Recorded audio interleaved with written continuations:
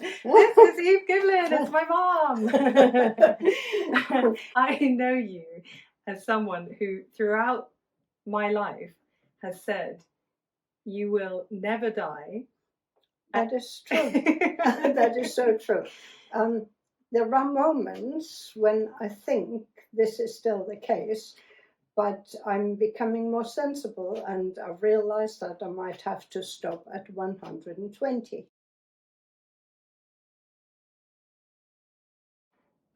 You were one of my first people that I tried it on. In fact, the first person. And how did you find preparing for your own death that may never happen? I just go along with anything you do. That's definitely not the answer, Mom. It's true, though. You've got the app. Yeah, I've got the app. You've on got my the folder. phone, and I've got the folder. We all know where it is. You've attached to my will. Exactly. Your will is in there. You even did the booklet. It might never be needed, but but go along with what the children. Yeah, just go along with it. Totally. Make Humor believe. them. Because it makes sense. Mm. And I never knew this because I never had to be executor for anyone. Good point. When your mum died, you didn't have to do it. I was too young. I didn't have to do anything. Yeah. Yeah. And so you actually didn't know about all of this stuff. And then when I saw what hard work it was for you after your dad's death, this made complete and utter sense to me. Yeah, I think that's probably what happens with most people. They experience a death where they have to be an executor or an administrator, and then they know, right, it was really awful not knowing any of that information, so I will... You just have to have it. Yeah.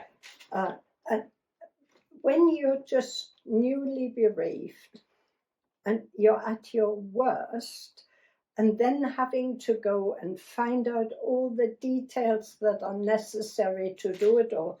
And of course, in this bigger booklet, it tells you all the things like you have to pay the inheritance tax within 6 months. Yeah, you've got to work it out. And you have to register the death within 5 days. And all these things. And it is so great to have the thing here. Yeah. So you can, at least have some guidance when your mind is in a totally different place and you can't really concentrate on, all the details that are necessary. Totally. That's what it felt like. I felt like I was just Googling stuff blindly. And of course, and if you Google what do you do after someone dies, actually just all this random stuff comes up that isn't really the first things that you have to do. But whereas this is all to the point. Yeah. And you need this stuff, and somebody else has done the work for you, i.e. Sarah. Thanks, Mum. Do you know, the thing that I remember when we were going through this booklet the first time, before the app existed, you knew all your utilities, but exactly who... Oh, my own, I think. Yeah, when we did your booklet, and you filled it in. I had to look up a couple of things. Yeah. Pensions, the different pensions. Totally. Yeah. And just there were a few things that even you didn't know them. I think that's totally normal. Yeah. But if you don't know them, then me trying to find them would be an absolute nightmare. But while I'm still in possession of my brain... High five. It's easier to find things. Totally. Than waiting till the last moment, like in... What's it now? In 50 years' time. And things will have changed by then anyway. And totally. Everything is totally digital and a nightmare for older people.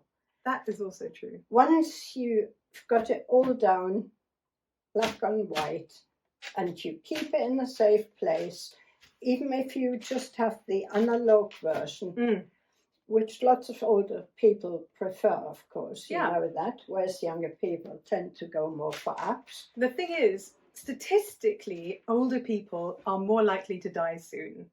But of course, I could still die before an 80-year-old easily, which means, in theory, at my age, let's say I'm statistically likely to stay alive for another 30 years or whatever.